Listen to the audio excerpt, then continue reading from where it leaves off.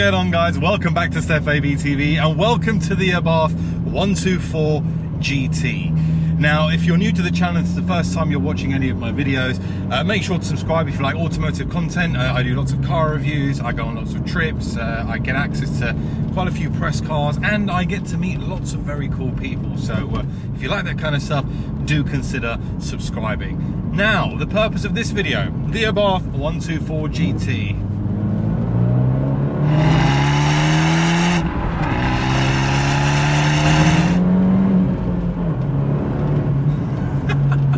It is a barrel of laughs.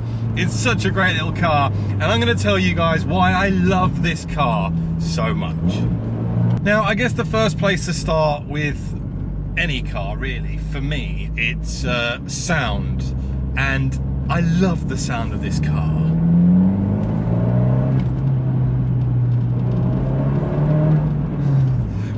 For a car that you can buy pretty much out the box like this with a record Monza exhaust, it just sounds so good. It's so angry, so Asbo.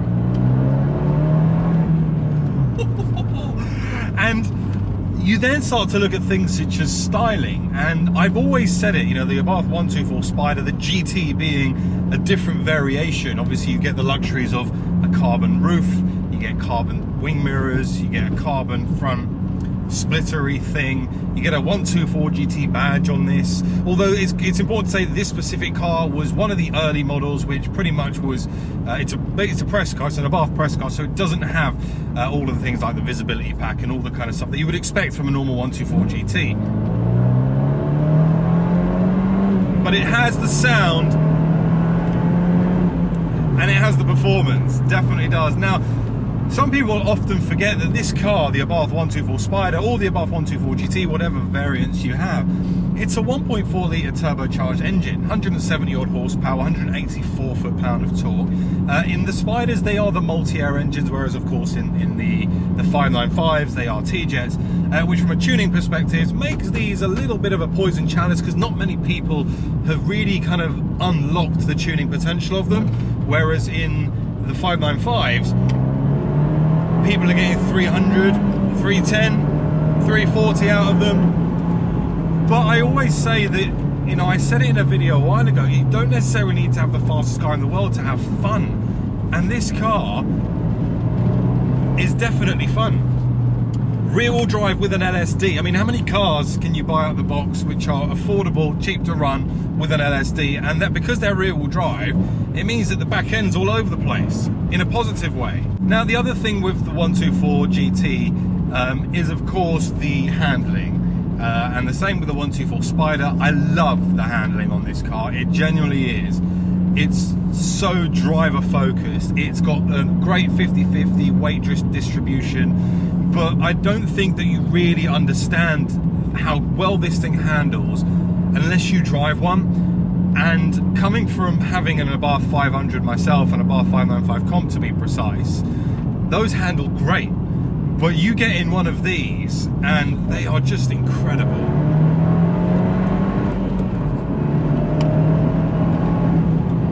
You know, like I said, 170 horsepower doesn't feel like a lot. And I would love to see this car with more horsepower, if I'm honest with you. But it is what it is. You know, we can't ask for that much more. I guess this is how it was built, and this is what we're getting. But even out of the package, 170 horsepower, it has enough punch to get you from A to B very quickly. And nowadays, with the world of speed cameras, average speed, every motorway you go on nowadays has got an average speed camera floating around somewhere. To really enjoy a car, this is enough. This is enough. Now, for those of you who've been subscribed will know that I used to have an A45 AMG. Amazing car. Seriously good car. But to drive, to get some real driver satisfaction out of that car, you had to drive it like a complete wally. Whereas this car, you don't have to drive it anywhere near the limits of the A45. Completely different kind. It doesn't make any contrast whatsoever, by the way, but I'm just talking from personal experience. But you get in one of these and you don't have to drive it stupidly fast. You know, the noise alone makes you feel like you're going quicker. The fact that you're so low to the ground makes you feel like you're going quicker.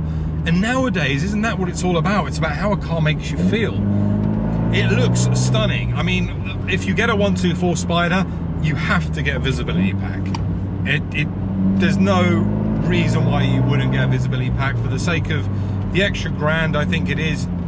Invest the money. It holds better residuals, it becomes more desirable, but also it just looks better as well with those beautiful LED halo rings on each of the front headlight corners.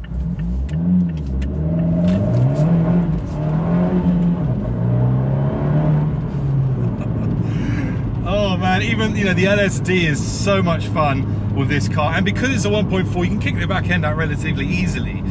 But it's also very forgiving. You haven't got like 400 horsepower behind the rear wheels, which is going to try and kill you. You know, this is very, very controllable. So if you are kind of trying to learn a bit of drifting and that kind of stuff, this is flipping good, man. Really good.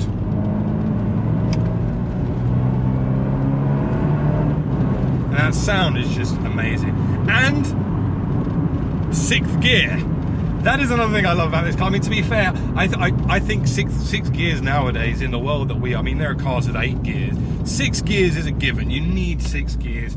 The 595, seriously, that we need to see something from Abarth for a 6th gear. Now, I know that people offer a 6th gear conversion, like the Assetto Corsa gearbox that TMC do. You can upgrade to that, but it's so much money. And it's not worth it. It should come out the factory with a 6th gear, whereas the 124 GT, it does, which is great.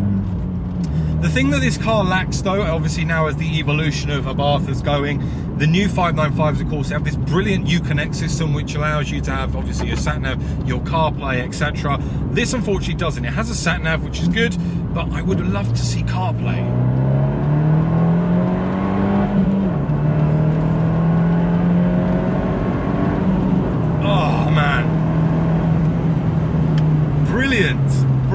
Brilliant car.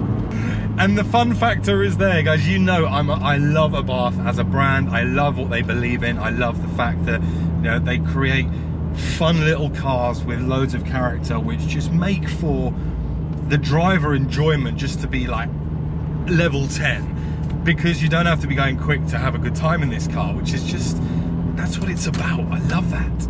The fact that there's not that many of them around, really and truly, you don't see that many Abarth 124 Spiders, you see hardly any 124 GTs, that when you actually do, it's a real head turner. It's a bit of a spectacle, you know. It's nice to see.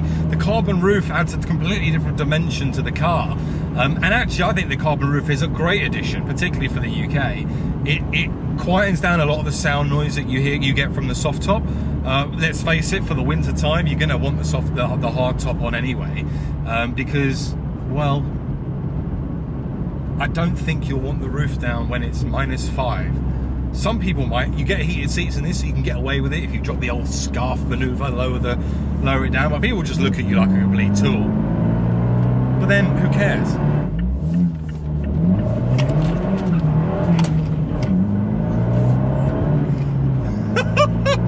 That's feisty. That is proper feisty. The other thing that I love about this car is it's cheap to run. It's a 1.4 litre engine, and in 6th gear on a motor on a run, you're easily hitting 50 miles to the gallon, which means that running costs on this car are relatively cheap. Insurance on this car is cheap. Now, arguably, you got 2 seats, so if you've got a family, you're not going to get one of these. But if you're single, or you're just you and your partner, or it's like a second car, then you're all right. But for someone like me, I could easily daily this car. You know, there's just about enough space in the boot to fit the necessities that you need to use on your daily commute.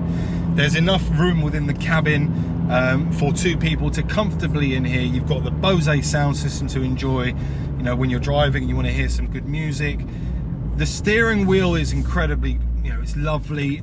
The handling, the steering wheel feel, more than anything actually, is very responsive, very direct, and I like that about this car. So in summary, that's why I love the 124 GT. Anyway, guys, I hope you've enjoyed that video. I've obviously massive thank you to Abarth for providing me this car, because at the moment I don't have a car, because I'm currently searching for what my next car will be. But I hope you have enjoyed it. If you have, please smash the like button. It really does help the channel. And I will see you all very soon on the next one. Thank you all so much for watching.